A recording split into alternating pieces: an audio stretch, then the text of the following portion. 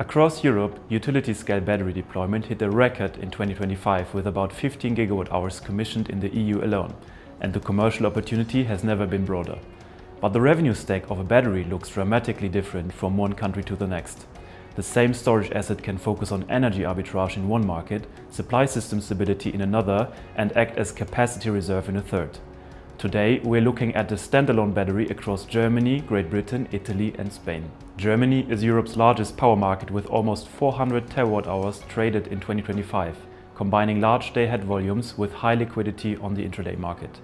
In the same year, it led the continent with almost 7 gigawatt-hours of new grid-scale storage. The connection queue now sits north of 500 gigawatts, which tells you everything about investor appetite. A battery in Germany can trade across 4 different markets: day-ahead, intraday, FCR and AFR. Since October 2025, the wholesale market clears in quarter-hourly blocks and rewards fast, well-optimized assets. In Gridcog, our model shows the German stack dominated by AFR and intraday for 2025, with merchant exposure carrying most of the upside. Recent benchmarks puts a 2-hour battery in Germany between 150 and 220,000 euros per megawatt per year. GB is the more mature market with around 7 gigawatts of operational battery, over 129 gigawatts in the connection queue, and it has one of the most versatile revenue stacks in Europe. A few years ago, revenues were heavily reliant on frequency response, just like Germany. After it saturated and prices fell, new ancillary markets were introduced and batteries diversified into a stack much heavier on wholesale and balancing mechanism. In 2025, average revenues reached around £70,000 per megawatt per year. More merchant activity means less predictable revenues. To tackle this, offtake structures like tolling agreements have been introduced and make GB a highly bankable merchant market. In Italy, grid operators play a pivotal role in the BESS rollout.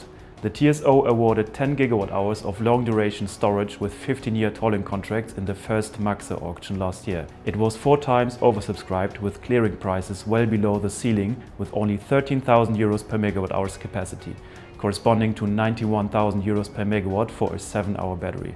Outside of the competitive MACSE market for long-duration assets, the capacity market pays around 45,000 euros per megawatt per year for a 15-year period. Additional upside can come from the MSD ancillary market and wholesale trading.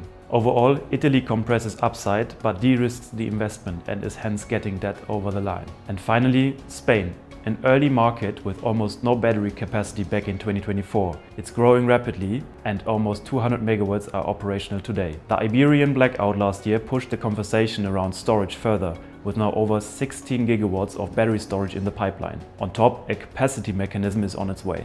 The Spanish stack is still developing and looks broadly like Germany today, but with major legislation changes and rapid growth ahead, expect this market to be reshaped fast. So we saw the same asset with 4 revenue stacks and 4 risk profiles, from deep merchant pools in Germany to bankable contracts in Italy. Here, we only looked into standalone assets, but in Gridcog we see clients also exploring co-location and tree location with solar PV and onshore wind to achieve an optimized project setup. So my question for you is, in which country do you see the strongest battery opportunity over the next 2 years?